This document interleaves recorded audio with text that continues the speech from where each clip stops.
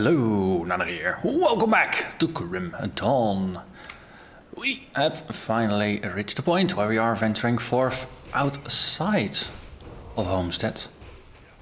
And today we will be hunting for some of the egg clusters over here. And the goal is to have a look at the Aetherial Amalgamation on the farm.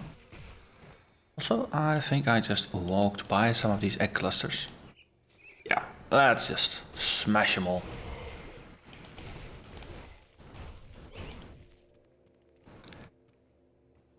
Let's make some nice scrambled eggs here. Not quite sure the locals will agree, but well, they're bugs. They don't get a voice or a vote in this matter.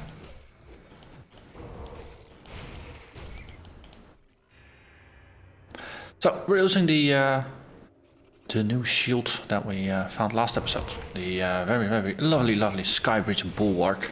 And you might notice there's a complete Mark of the Myrmidon in here.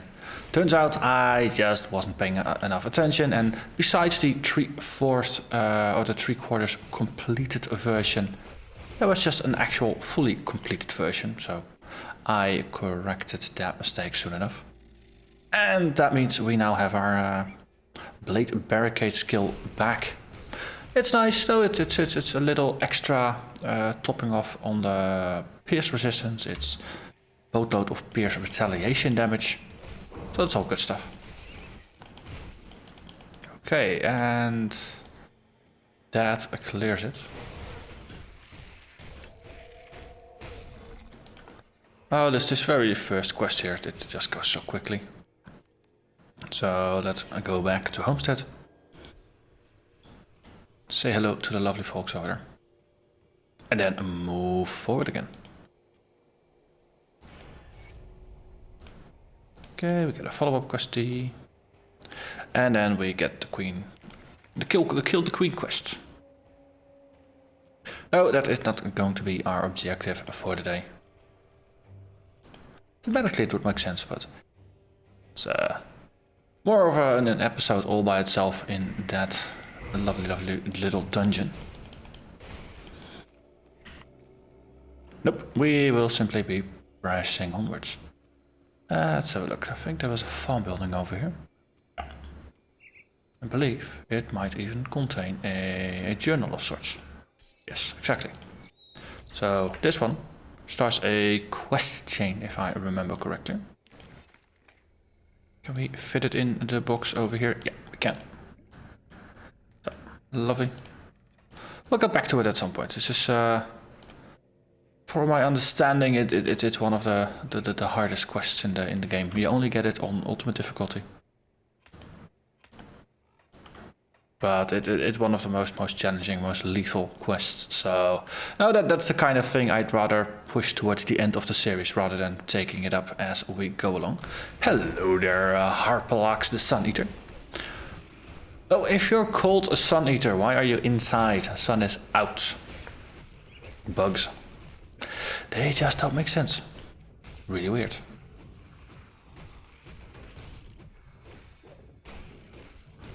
Also, I think it ate something really spicy because it's kind of belching flames all over me. Oh well. Okay. Oh, lovely. Another one. What are you? Wasperex the Swift.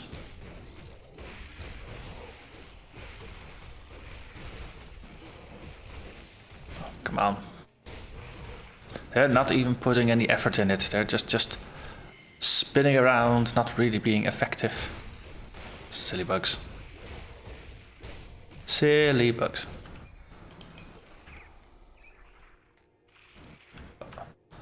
Must say, I do like the new shield. The lightning crackles, it just adds something. From a purely defensive point of view, it might not be the best shield upgrade ever. But I like it, and sometimes you just gotta go for the things that you like, even though they might not be optimal.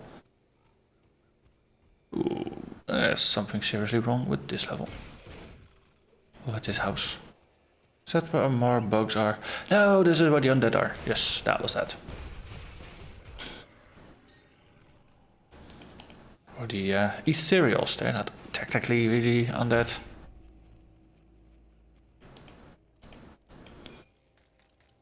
The Aetherials are an interesting concept, because on the one hand, they definitely have a very strong undead influence or theme to them. But on the other hand, the way the Aetherials work, they possess people. Oh, they're ghost-like, but there's also some certain demonic thing to it. I think both ghosts and demons are things that could actually just possess you.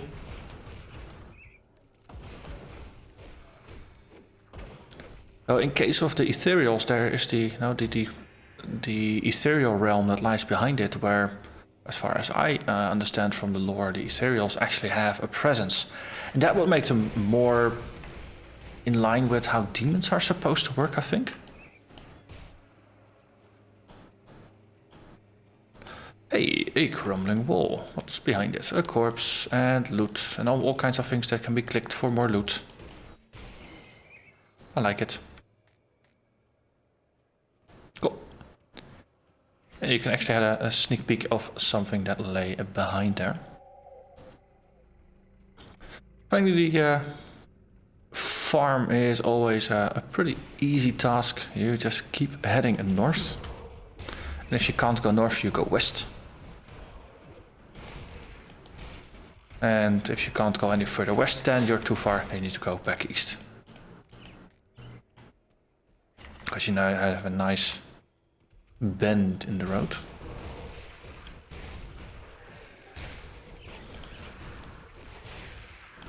Just look at all that crackling. So satisfying.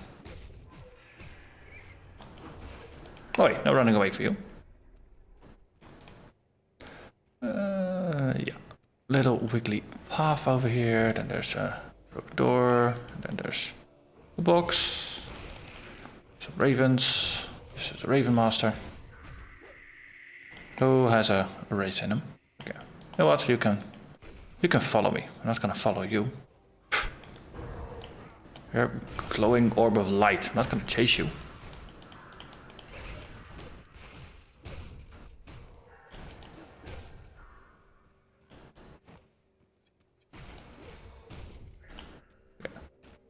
I taste it a little bit.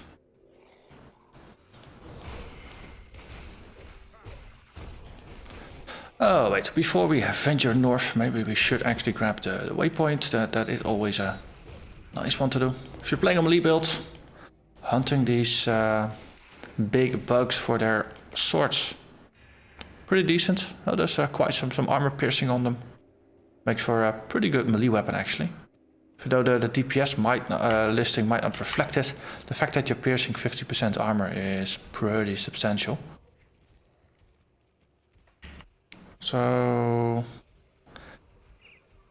I got the feeling I overstretched, but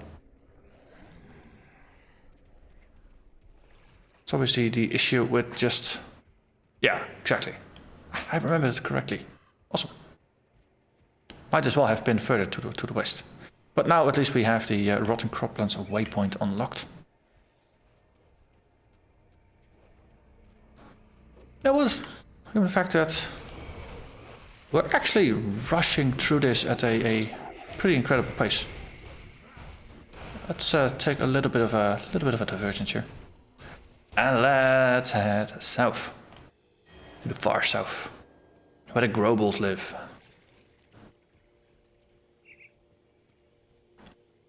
Let's see. Because I seem to remember that there was a cave-related quest over here. Oh, look, harpies. More harpies. And legendary harpies. Well, not quite legendary. Oh. This is getting a little electric and it is not of my own doing. Oh, come on. Can't even see. Yeah, there you are. Okay, there's this one, there's the other one. Okay, there's two heroic ones. There's the Great Watcher and we got the Wind Walker.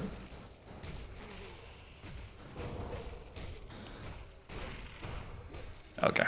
Now it's just down to the two heroes, and I got a suspicion they can't touch me anymore.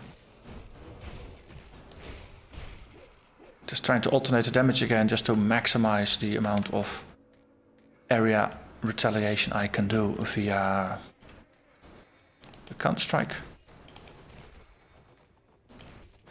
I keep getting more reputation with Homestead, even though I'm already maxed out here. How close am I to Nemesis status, by the way? Ooh. Less than 1,000 kills to get Nemesis Aetherials. That is gonna be interesting in the later parts of the game. Because those Nemesis spawns are... apparently they are quite something else. They're rather powerful.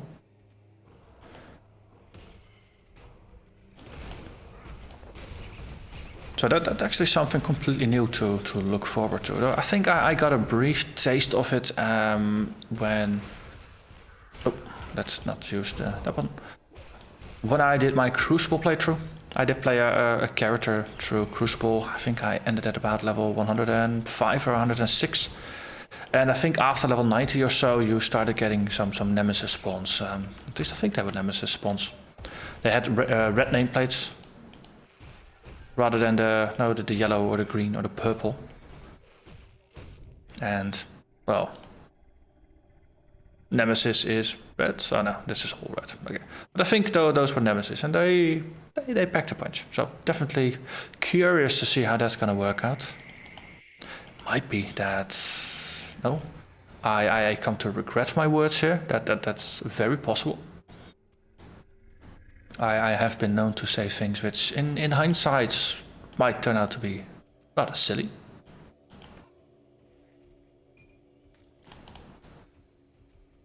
But of course, well, I did say curiosity killed the cat. I'm just wandering through the area here for a bit, because I seem to remember there were certain... There was a quest chain somewhere in the south, but of course I have no idea where exactly in the south. Or was it further to the east? Yeah, that is possible as well. Yeah, okay. Slightly misjudged that one, I think. No, you know what, we'll stick with where we are then, and we'll just push forward to the farm. Yeah, now we're back in Bug Country. Okay, so it's definitely to the southeast of the portal, not to the southwest. Oh.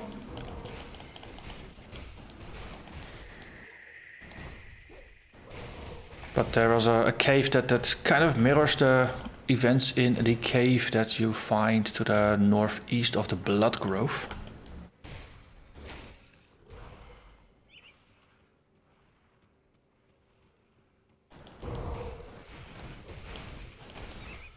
Well, it mirrors it, but the outcome is different, and that's...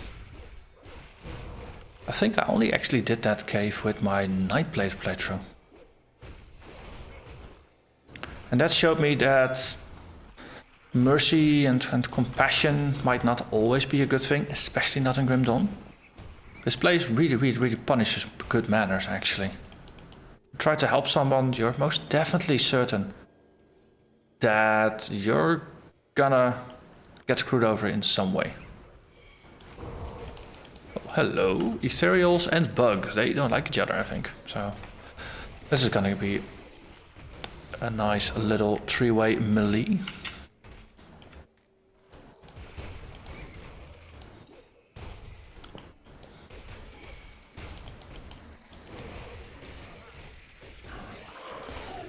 And there we are. And we can just follow the road. The road is long and windy, but eventually it will get us to where we want to be. Where we need to be, even, to help safeguard the city.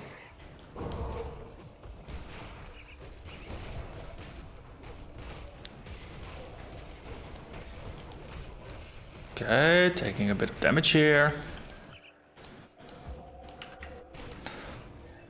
And again, standing in the middle of a cloud of ethereal goop. Never the best of ideas for your health. Though with maxed out Aetherial resistance, it's a lot less bad for you than it normally is when you don't have your resist maxed out.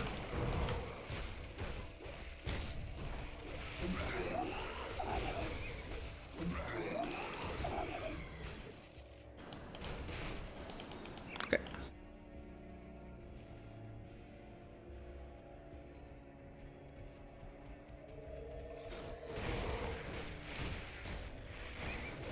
Oh, we're being pursued by an Arcanist or Elementalist. Check out the casters, cause well, they're actually pretty darn dangerous.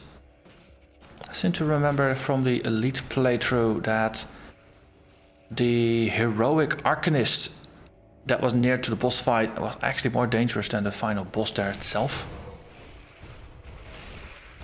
Hey, Ethos. I haven't seen you in, I think, at least one episode.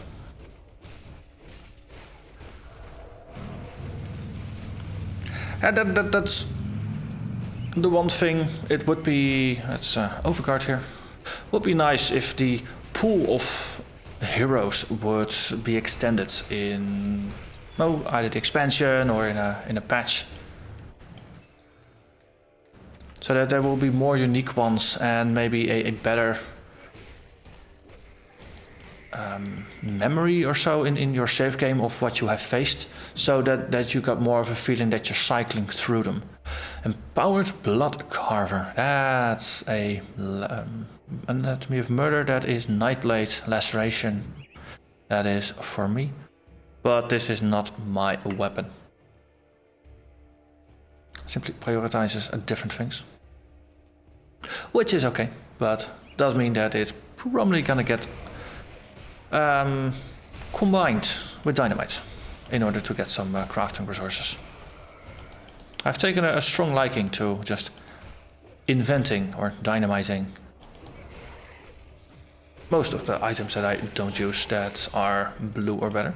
Well, actually, I haven't actually dynamited any purple items yet. They're rare enough and that I felt, yeah, no, let's just keep all of those. Okay, lots and lots of people things. Question here, of course, is there a heroic nearby?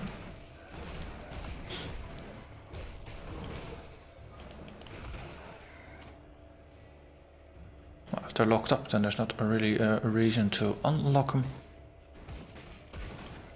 Okay, and then note to self, don't stand on the ether stuff. And let's just take out the crystals. I said while standing on top of ether stuff. Yeah. Hey. Let's pick that one up. Okay.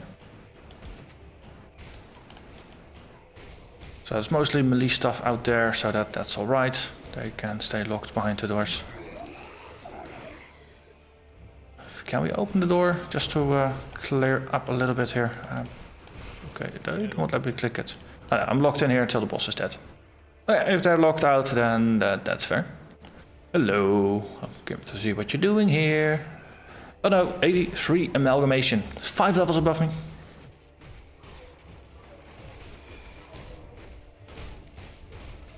Oof. Went down to 4k life. That's a fair chunk of damage that it managed to do then.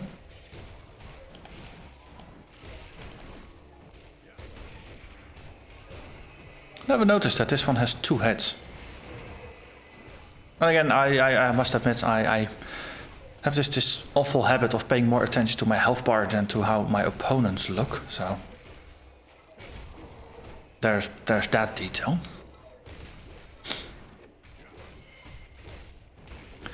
That's the one. That's the one thing that would be nice if a developer found a nice solution for it. While fighting, you are, at least especially in Gundam, you are constantly managing your cooldowns and paying a lot of attention to your health bar, especially on hardcore.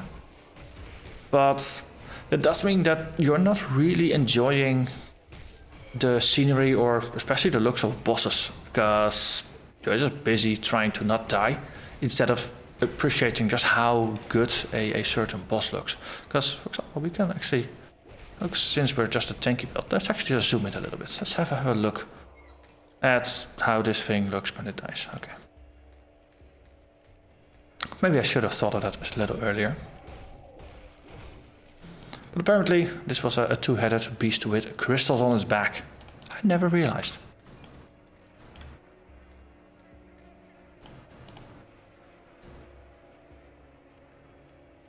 Let's see, and then I think we can simply port out and head back to town. So, Homestead, we have two people to talk to. First of all, of course, handing in our main quest. That's gonna be Captain Summer, who will then send us onwards, I think, into the Blood Grove. There was much commotion reported in the air. I see you. My scouts have reported. You gotta get started. Oh yeah. Ooh, Black Legion reputation. How are we doing with the Black Legion these days? We are still nearly 10,000 away from Honored, but well, slow steps, slow steps. And up there, Delia Thornsbury. Oh, more questions. Might as well grab those first before we hand in the other one. What he needs. I will honor your dead. Honor your dead. We already got 4 of the insignia, so that's nice. We just need 1 more. After which we don't need any more extras. What do you need? I will clear out your lumber mill. Hello, I found your diary. So, your secret is safe with me. Wink. Suppose that's supposed to be a really over the top clear one. Okay.